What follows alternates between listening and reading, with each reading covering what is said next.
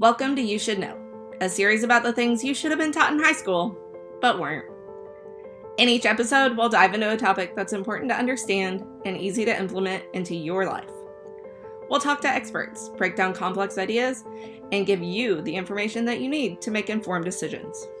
So whether you're looking to learn something new or just want to stay up to date on the latest news, You Should Know is the place for you. So give us a thumbs up, leave a comment, and let's get started.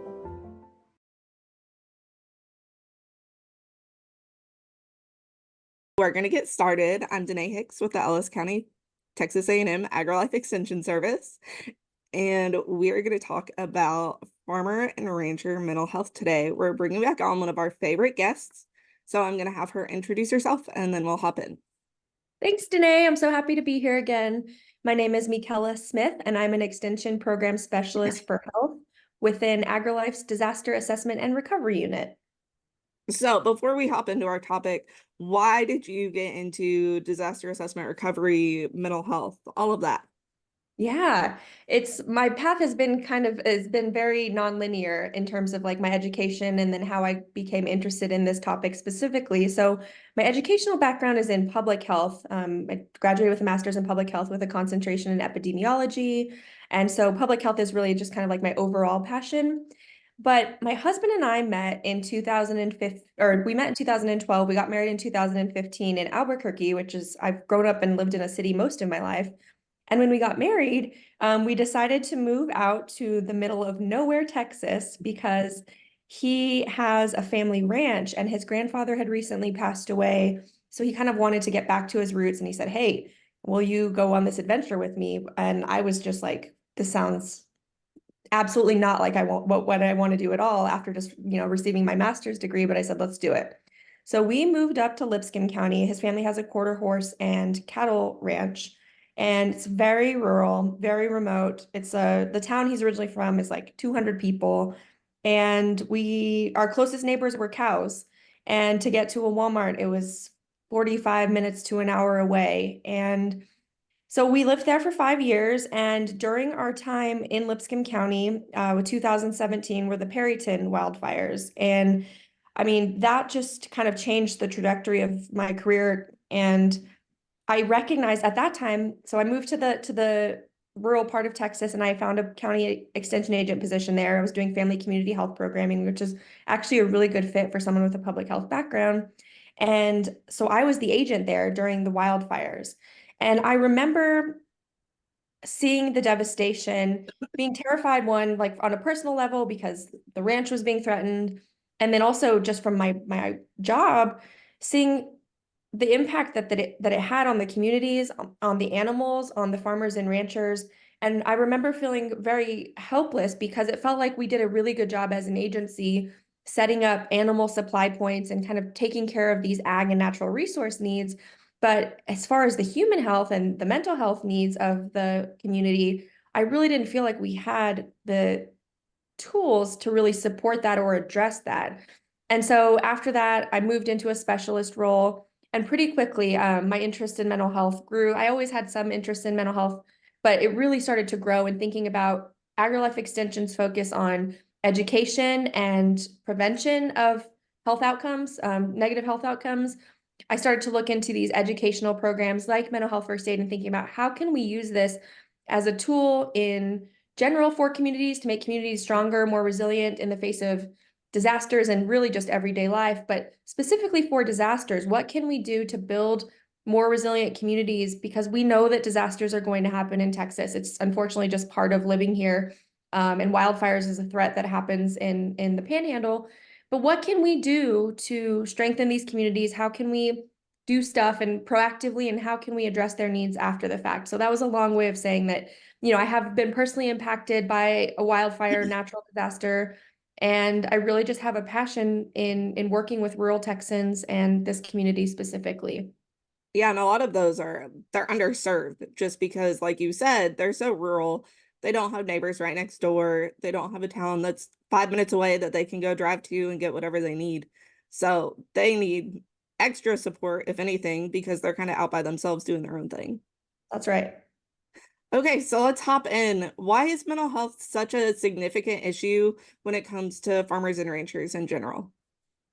Yeah, so it's kind of a layered issue. There's two pieces that we have to consider. One is the fact that they live rurally, and most of our folks working in agriculture in Texas live in more rural parts of the state.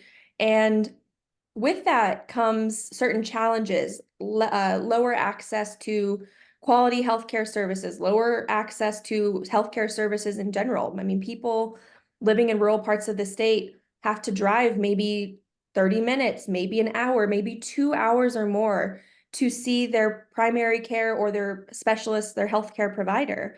And so thinking about that, I mean, that also applies not just to, your medical doctors, but also those who are mental health providers. There's a dearth of mental health providers in Texas. And so that is going to disproportionately affect those living in more rural communities, those geographic barriers.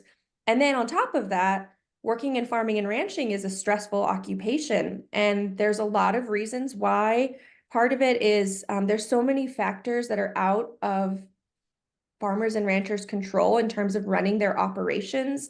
Market prices, weather, drought, disasters, and those things can actually be, a drought could be considered a disaster, but all those things completely out of their control. And so it's just a very stressful occupation. And when you think about solutions that might work for someone who is working in another occupation, those don't always work for people working in an occupation like farming and ranching. For example, I say living in a more urban area, go talk to my provider and they say, hey, you need to take some time off of work, and that's really going to help your stress. You need to separate yourself from work, right? Well, you tell a producer that during harvest season, I mean, they're just going to laugh in your face. And so really not having people fully aware of the unique needs makes it more challenging for them to, if they do seek care, to get the care that's going to best fit them. So there's a lot of issues and layers to why, but it's the geographic piece and then also the occupation being especially stressful. Yeah, so I went to college in the Panhandle, and I know that there's some pretty big distances between those drives, and especially from the family community health side of things, it's that distance can be a big factor, right? Because it may just be, oh, I have a headache. Oh, I've had chest pains just a little bit. Like it's fine. They come and go. It's not a big deal. And then we just keep pushing it off in that case because, like you said, they've got things that have to get done. Cows are gonna have babies.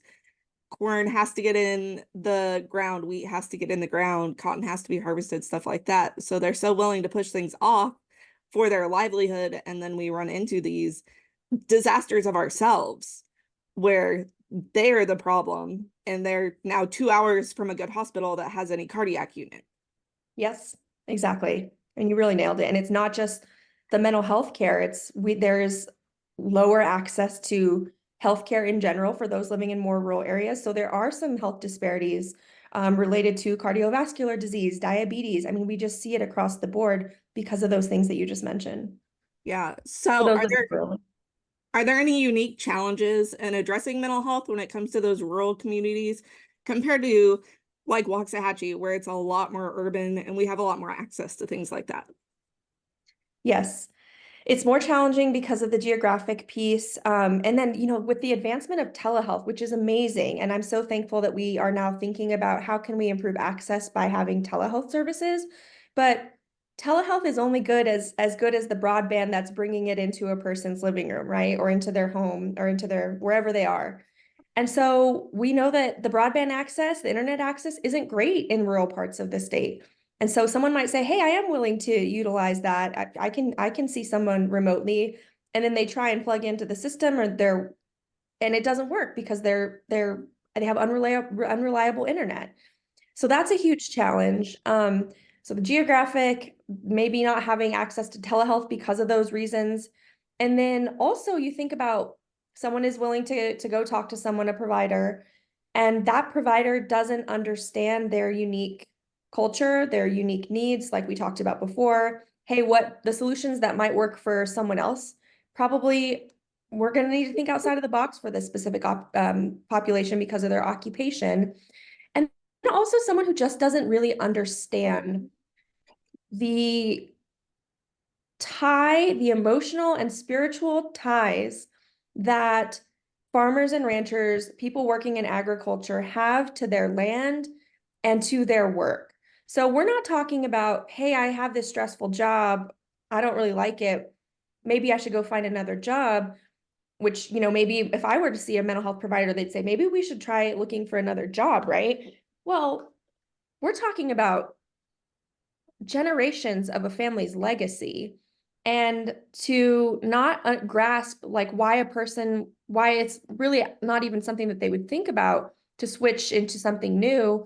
If a provider doesn't understand that, they're not going to be able to really connect and guide that person or support that person. So that's another piece. And yeah, that's a tough one. And so also with the culture, there's a lot of stigma that's perpetuated within farming and ranching. My colleague, Tiffany Dowell-Lashmet, was talking to me recently about a term that she heard called toxic grit. And I'll have to go find, I'm sure somebody has coined that term. It's not mine or hers. She heard it somewhere.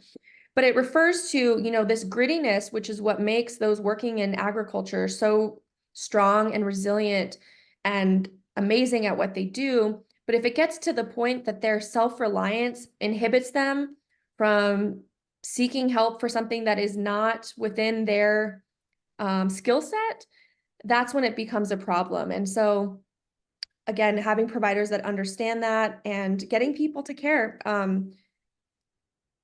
One of the biggest barriers to seeking care is stigma. And so if people have insurance, say you have insurance, you have a car and you have a provider to go drive an hour away to go see a mental health care provider, you have all those things in place. A person still may choose not to go get care because of the stigma, the embarrassment, the fear that they're going to be seen as weak. So there's so many things that we have to work on to be able to address this need. Yeah, and I think one of the things you said when you were kind of introducing yourself, that your husband felt like he wanted to go back to the farm and help out. So there's those like really strong family ties that they feel like if they go off and do something else, that's kind of like abandoning the family or whatever. Yeah, Right. absolutely.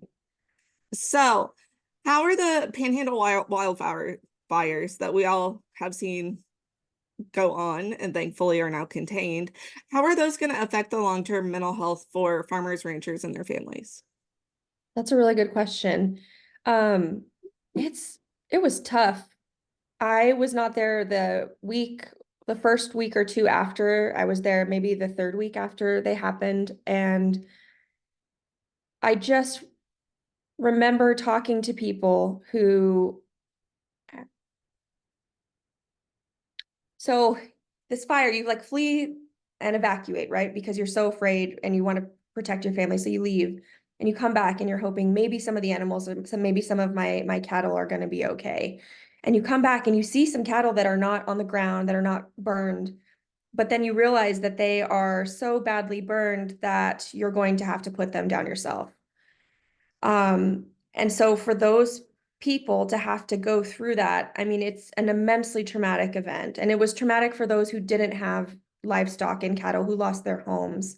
But just thinking about what the trauma that could potentially cause is intense. And so it's something that we as the Panhandle community is going to have to think about, because it's just like with any injury. There's the community has suffered an injury, and just like with any injury, it has to be rehabilitated.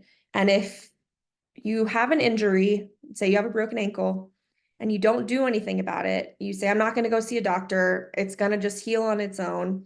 Sure, the bones might like fuse back together in some way, but probably not the way that they were intended to. And so in that same way, there's been an injury. And so as a community, as families, and as individuals, there has to be some sort of acknowledgement that, hey, I need to rehabilitate and try and recover from this injury that I suffered in order to be able to be healthy long term. And so it's going to have a long-term impact, absolutely. But in what we talk about in what we teach in mental health first aid, I mean, recovery from a mental health challenge is possible. It's absolutely possible with the right support the right interventions. And so I think acknowledging the impact that this could potentially have, a negative impact, but recognizing, hey, we can do something about it now, is like that's the stage that we're at now, where we can support people, we can ask them the hard questions, and we can get them connected to professional care if they need it at this time so that they can make a full recovery.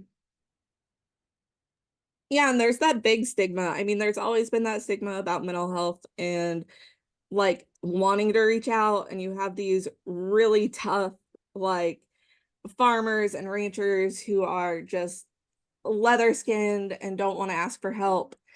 And it can kind of probably be hard to break through those boundaries a little bit and be like, it's okay. You can ask for help. And they may not even like admit to themselves or their family or anybody like that that they need that extra support. That's right. Absolutely. I mean, and you know from teaching mental health first aid that people do want to help, but they don't know.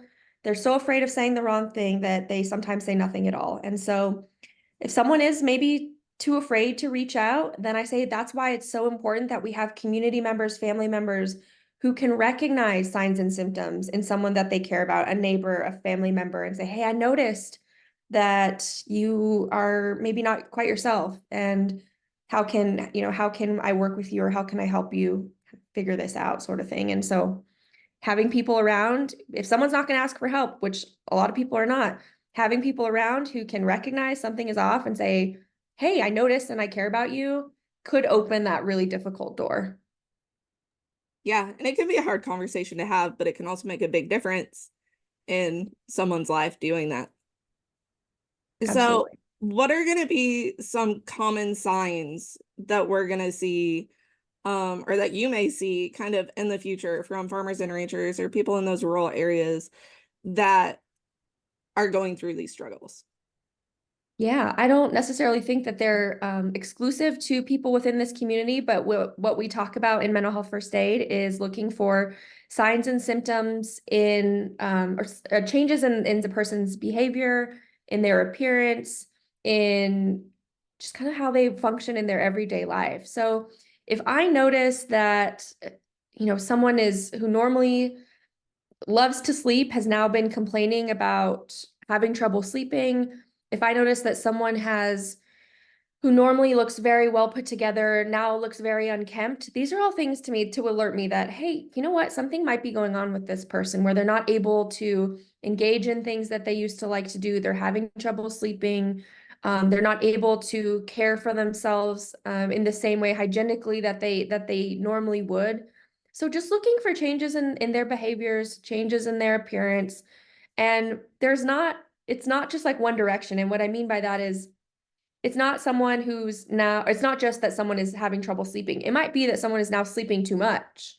So just look for changes. If anybody is acting sort of out of their usual routine or habits, not enjoying things that they used to enjoy, not showing up to church anymore and they always used to go, not showing up to social gatherings and they always used to go.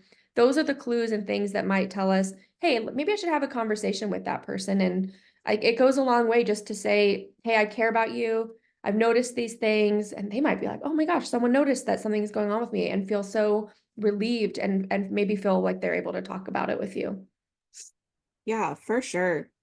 So, what are some strategies? You kind of threw a couple in there already, but what are some strategies or resources that are available for farmers and ranchers and people in these more rural areas that can help them prioritize that mental health? Yeah, so there's a lot of things. We have resources kind of on the prevention side. We have resources in the, hey, I'm already going through something side. And then we have resources in terms of uh like long-term recovery, supporting people who have experienced something challenging, and how do we help them long term. So on the prevention side, I mean, what we can do within these farming and ranching communities and any communities is improve education about mental health, increase mental health literacy, so that when we're talking about when someone maybe is going through a hard time, maybe they're experiencing depression, if someone in the community can say to them, hey, actually, depression is really common, having that information could really change and impact that person, because in their mind, they might feel so alone that they're like, oh, nobody else feels this way. And if they have someone around them, or if we have people who know who understand the prevalence of different mental health conditions and can say, hey, this is actually very common, especially following a traumatic event. Having that type of knowledge and information in a community is helpful. Having people in the community trained to, like we were talking about, recognize those signs and symptoms so that we're preparing, so that before a disaster happens, before someone gets to the point of contemplating suicide, we already know how to recognize things so that we can intervene earlier before something becomes a crisis situation, right? So those types of things are helpful. Now, thinking about for those who are already experiencing mental health challenges, improving our healthcare, increasing our healthcare providers, and not just saying we need more mental health care providers, but maybe having our nurse practitioners have more training in terms of mental health care, right? And WT, West Texas A&M University, has a program like that where their nurse practitioners actually receive specialized training. So it doesn't have to be, we need more psychologists. It can be people who are already working in healthcare in these communities, rural communities, having more specialized training to be able to screen for and support people who are experiencing mental health challenges. There are some hotlines in place that, if someone is struggling, my number one is always to call 988. That is the National Suicide Prevention Hotline. It has been in place for so many years now that it is reliable. I've reached out to them myself. I know that is a resource that I trust. And so 988 is always a great option for both calling or texting. And then there are also some other hotlines that have recently emerged that are specialized for farming and ranching communities. So that can be an option for somebody in crisis. And then thinking about, this also kind of relates to prevention, but long-term recovery, if we have those things in place where people know what questions to ask, if somebody months and months down the line after something has happened is still just not quite themselves, having people in place who can say, recovery is possible. We need to maybe do something. Are you interested in talking to a professional? And just expressing care for those people long term is really going to be beneficial. So there's a lot of different moving parts, but those are some of them. So we've talked about some strategies and resources that are available, but what can society do as a whole to kind of better support the mental health of farmers and ranchers and just people in more rural areas? Yeah, well, and I think we can appreciate our farmers and ranchers and those working in agriculture a bit more. They're really the foundation of our food supply. And so just having an appreciation and realizing how the things that impact them also impact society at large, having an understanding and respect for that, I think would be helpful. And then also, it's all of our job to try and shift the conversation and reduce the stigma related to mental health. And so what that looks like is having hard conversations and inviting people on podcasts to talk about it and investing money as a state, as a country, investing resources in research related to these topics, investing money in infrastructure to support mental health care and those services in our state or across the country. So I think addressing stigma by talking about it more openly is sort of a big thing, because that's going to trickle into everything if society at large is able to have more open conversations about mental health. But then also resources, funding, all of those types of things to ensure that when someone needs care, they're able to access it. Yeah, it's one of those like multifaceted approaches, right? Like there's not one easy answer that we can just be like, oh, we'll get everyone trained in mental health first aid and it'll be magical and everybody will be better. Absolutely. I'm so glad you said that, because just like with any public health issue, mental health is a public health issue and suicide is a public health issue. There is no single thing that's going to fix the problem. It is a multi-layered approach. We have to think about how we can make individuals stronger. How can we make families stronger? How can, as a country, as a state, how can we improve access to services? So there are just so many layers, and education is a really big part of that. Clinical access is a big part of it, but there's a lot of other small things that we can do in our daily lives to help. Yeah, for sure. So do you have any final thoughts today that you really want to hit home with the viewers, just so that they can kind of hopefully either just mention to someone if they notice any changes or anything like that? Anything you really want to hit home? Yeah, I want to say that one of the things that I love about the ag community in Texas, it's just people look out for each other. People are, I don't know if this is a real word, people are just so neighborly and they want to look out for each other. They take care of people in their communities. And I hope that that can also translate into asking people who are struggling mentally and emotionally. So it's not just for your own sake to go through a mental health first aid training. It's or to like be more aware of mental health issues in the farming and ranching community, but think about maybe how information like that, trainings like that could save your neighbor's life, could save your friend up the road's life. And I don't, it's not a normal part of the culture to have these conversations of like, how are you doing? Like, no, really, how are you doing kind of conversations. But I challenge people, I want to challenge people to ask hard and uncomfortable questions because the truth of the matter is it could save someone's life. And I think that people in Texas, if they knew that asking a hard question could save someone's life, they would want to do that. And so I'm challenging folks to put themselves out of their comfort zone, think about helping and being, you know, the friendly neighbor Texans that we are, and ask hard questions and ask people how they're doing if you notice that there are some changes in their behavior or demeanor or appearance.